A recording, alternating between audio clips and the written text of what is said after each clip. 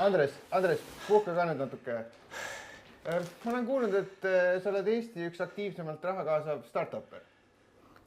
No, ma ei tea, kas just kõige aktiivsemalt, aga üht-teist on tehtud küll.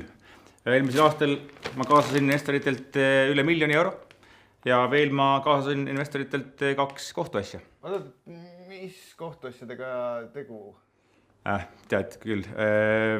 Täiesti alusetud süüdistused, nagu ma ka selles medium.comis juba kirjutasin. Startupis ei saa mõõta kasumit rahas nagu mingis puiduäris.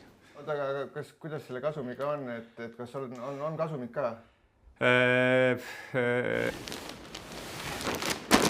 Nii, mis sa nüüd siis ostsid omale? Kuidas on nutivoodi, nagu nutimadrats. Siin on igal pool andurit, siin on 16 andurit ja siis kui sa magad vales asendis, nii et sa ei saa hästi välja puhata, siis see madrats annab sulle nagu alarmi, äratab su ülesse. Siis vahetad asend ära ja magad sügavalt hommikuni või mitu päeva isegi. Näed, nüüd, kuulid. Läks tööle, on ju, ja sellepärast, et vaata, ma praegu istun, kui ma oleks pikali, siis saaks madrats aru, et mul on õige asend. Ma teen sul, kui ma lähen pikali õiges asendisse, siis madratsi jääb kohe seisma. Võtta. Näed.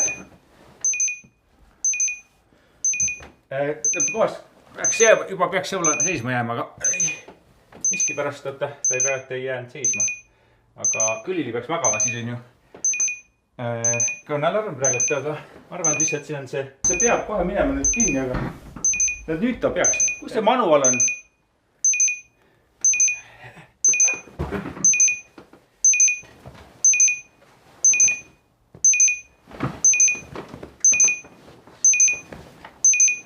Mind tagasi.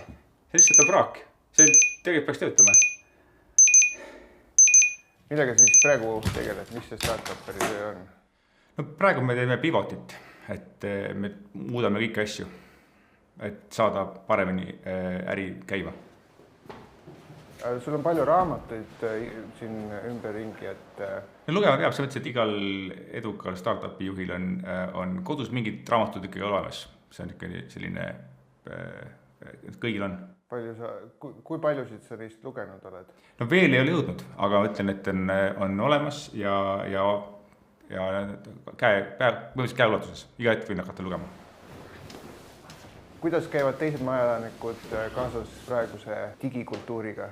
No, see sõltub natuke inimestest. Näiteks Villem on väga normaalne mees. Villem on alati see kõige viimane iPhone'i mudel S.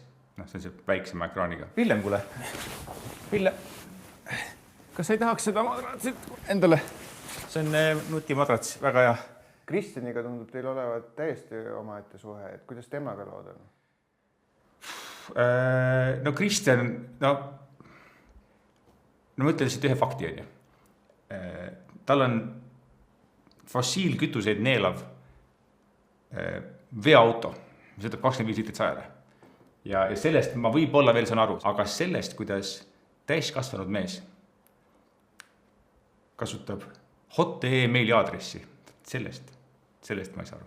Käivad kõlakad, et Kristjan on sulle päris palju raha võlgu. Jah, ma ei tahaks muidugi siin musta pesu pesta, et ei oleks hea. On küll, jah? Teil on ka majas üks, ütleme, et vanem inimene, niivõrd kui, vanem inimene, et kuidas temal on suhe tehnoloogiaga? Ma ei ole päris kindel, kas ta on see vana inimene, kes arvad, et on.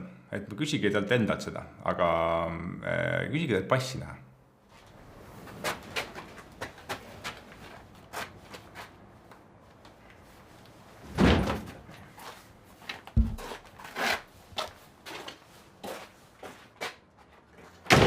Järgmine teema on siis meil nutikas kodu, et kuidas teha kodu siis tulevikuks valmis. Mis tutti, kurat, öö läbi lambid siin põlevad tripikojas, ma ei saa magadagi, kurat.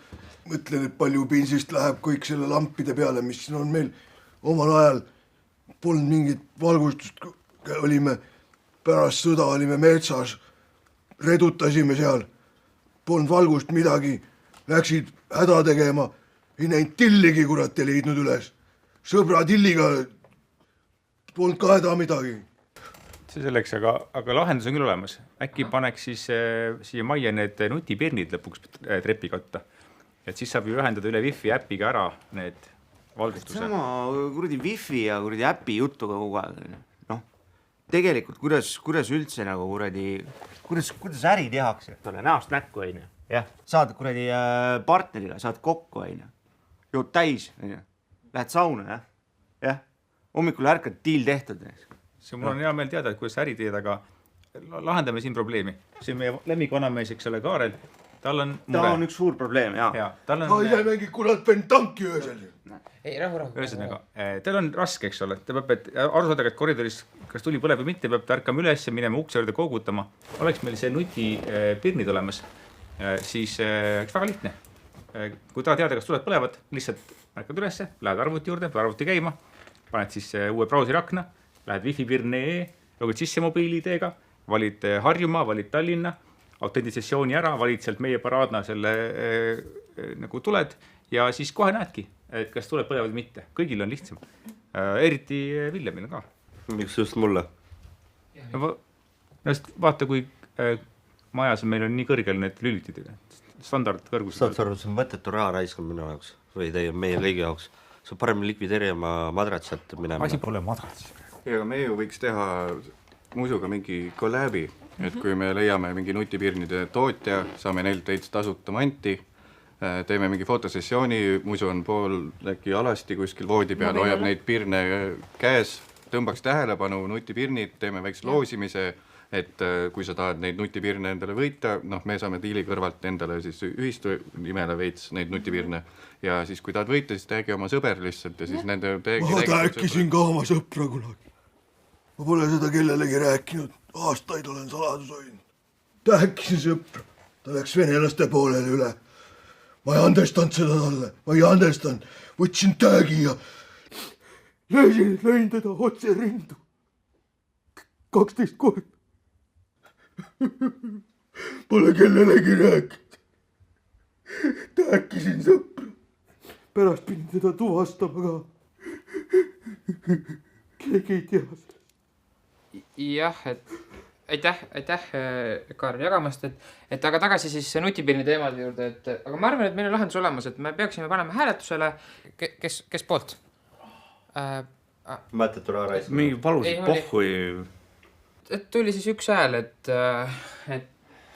kvoorum kahjuks ei tulnud kokku, et kahjuks teema on nüüd siis laualt maas. Ei, Georg! Jah, et siis nutikas kodu teema, et kas on veel ettepanekuid? Minu meelest siin asi pole mingis nutikas kodus või mitte, siin on asi mingisuguse ühtsuse ühistundes. Meil on sama asi olnud ka firmas, et startupis, et me teeme siis team buildingut. Me saaksime siin teha ka, me saaksime teha buildingut. Ühistu building. Et me isegi näiteks tali ujumas, lähme siis kõik koos, lähme kõik koos tali ujumas, seal on külm, seal on verevarustus, lõbus on. Ma võin sulle niisama külma teha, kui tahad. Sina võid muidugi külma teha, mis seda me teame, aga meil on teil evente päris palju, et me ei saaks ühte juurde võtta endale sellist ühist vastutust. Arusaadav, jah, tõesti. Kiired elud.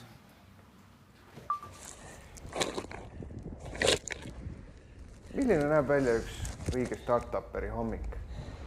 No ärkad kell 5-6, vahest kui tahad põõnata, siis paned 6:30, siis jooga, kindlasti mediteerimine.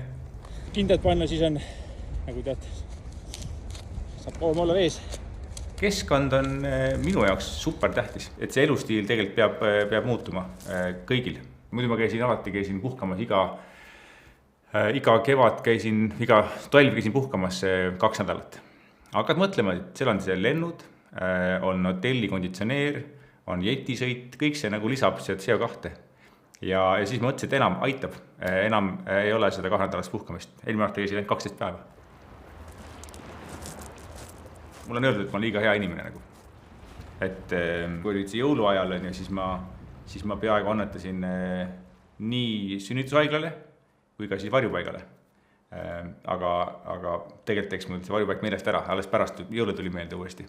Kas sa üldse annetasid kellelegi jõulude ajal siis? Sünnitushaigla ununes ära ja varjupaik ununes ka ära, et kellele sa annetasid ikkagi? No kindlasti ma annetasin kellelegi. Ma tahaksin seda, et iga asi, mida ma teen, iga mu startup muudaks maailma paremaks. Kas või mingil väiksel viisil, kas või mingisugusel mingil omal moel. Isegi see on hea algus, kui lihtsalt palju pappi tuleb. Isegi see muudab maailma paremaks. Vaataja ei ole siiamaani aru saanud, et millega su startup üldse tegeleb. Pluss enamik inimesi, keda ma seletan seda, ei saagi kohe aru sellest. Ja see ei ole alati nende süü, aga ma ütlesin, et me teeme seda pivotit praegu, et me peame asju muutma, meil on olemas tehnoloogia, aga lihtsalt me otsime sellele seda head rakendust ja selleks tuleb teha paari asja teistmoodi teha, aga meil on täpselt teada, mis me teeme ja me anname tiimiga kuuma.